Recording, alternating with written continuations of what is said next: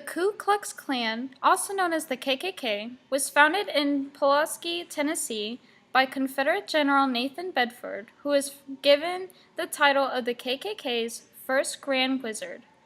The name KKK came from the Greek word kylos, meaning circle, and the Scottish Gaelic word meaning clan. The KKK was a group of Confederate veterans focused on reserving the governmental changes regarding the right of the African American citizens that began after the Reconstruction Progressive era in the South. Everything's hard, okay? The mission of the KKK was fairly simple and straightforward. The KKK wanted to restore white supremacy. They did this by the use of threats and violent acts such as murder.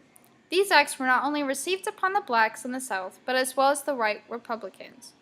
It's a common misconception that the KKK only did acts of hatred towards black people, which is untrue.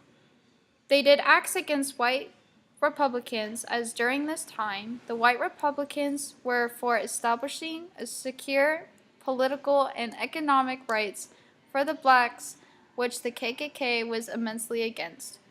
They also attacked Jews, immigrants, gays, lesbians, and even Catholics. Basically, if you weren't a straight white Democrat Christian, the KKK did not like you. The KKK impacted fear on everyone around them. Blacks lived in a constant fear, as well did other people. Many people spent their days trying to hide away from the KKK to prevent the deaths they would soon be forced to succumb to. Once General Nathan Bedford realized how intense it was becoming, he tried to disband it. He found the Klan's use of violence excessive and unnecessary.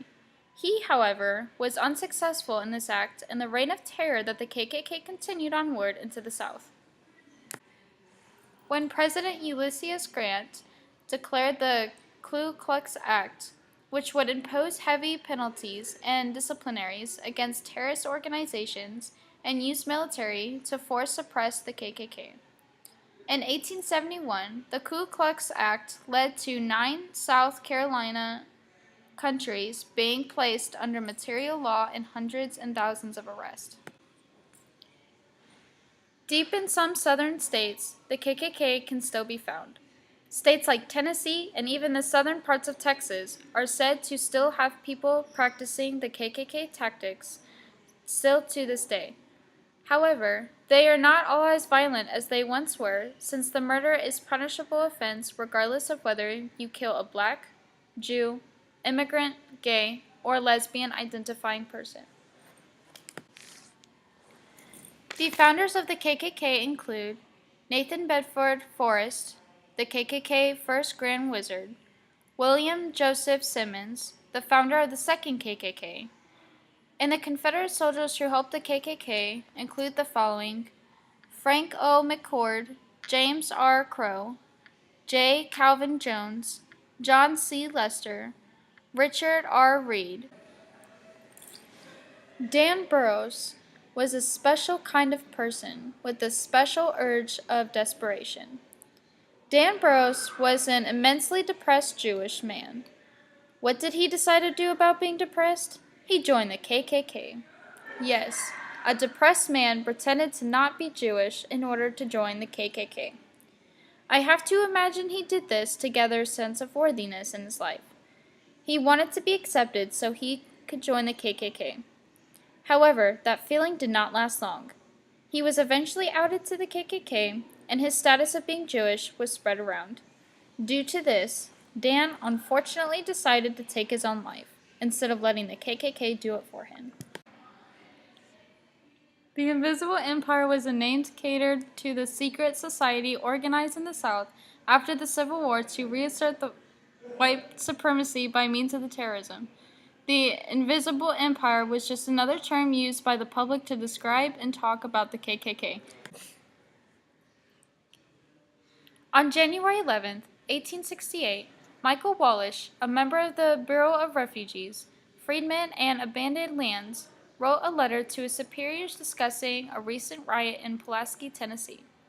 Walsh traveled to Tennessee on January the 9th to investigate the riot, murder, and wounding of several men. He ultimately concluded that on January 8, 1868, a group of white men, former members of the Ku Klux Klan, set out on a mission to locate and harm Calvin Carter, a colored man. The whole dispute was started by a comment from Carter. In the presence of Whitlock Fields, Carter stated that if Lucy Reynolds, who he referred to as Colored Strumpet, goes to Lambert's any more, he would whip her.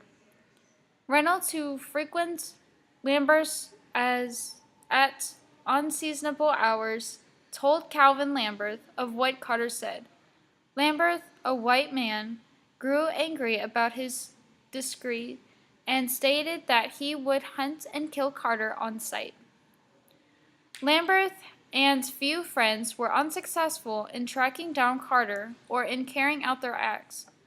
At about 1:30 p.m., Calvin Carter, who was unprovoked, shot at Whitlock's Fields twice as he warned Carter of the men's search. Immediately following this, a group of 18 white men entered John Carter's grocery. The 8 black people in the store were unprepared for this organized, well-matured drill, and they huddled in a corner, following the advice of Mr. Malone. This trapped the black men, and white group charged firing into the huddled assemblage of men. The attack killed Orange Rhodes. Calvin Carter was supposedly killed, and a few other men were injured, some severely and others slightly. In fact, the report also accounts for Calvin Carter as slightly injured. Taken into custody, white men were placed under bonds of $1,500 while awaiting their appearance before a criminal court. Michael Walsh concluded that these 18 white men had been prepared for this action.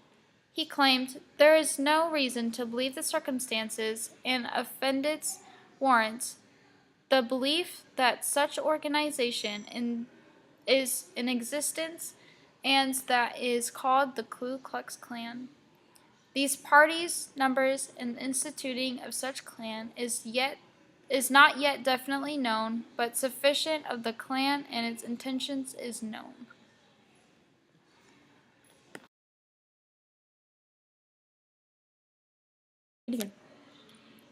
A fun fact about the KKK one might not know, such as the inspiration for Superman was actually based off the true acts and facts about the KKK.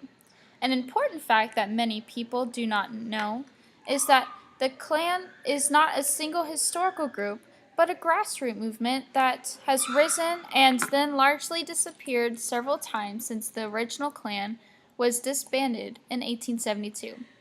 Notable periods of Klan activity included the original Klan of the 1860s and the Klan revivals of the 1920s and 1950s. The Confederate soldier first started off as a joke, a few pranks they could pull off as harass a few people. Once they realized that they could actually use that harassment for justice, they soon changed their motives. In 1957, the KKK planned to set up a burning cross at a college in Alabama that recently integrated. However, because it was finals week, the students were all in their dorms and heard the KKK outside. The students then attacked the KKK with bats and golf clubs and forced them to retreat. And it is no surprise that the KKK was such a hateful, spiteful group. However, it may be a surprise to some to learn just how hateful and spiteful they were. Were the reasons justified? In a political sense, no. The blacks still managed to get their rights no matter what the KKK did. It is an unfortunate but sad reality we have to face, knowing that the KKK is still present and perhaps will truly never leave. Maybe one day the U.S. can truly become a country of actual justified peace.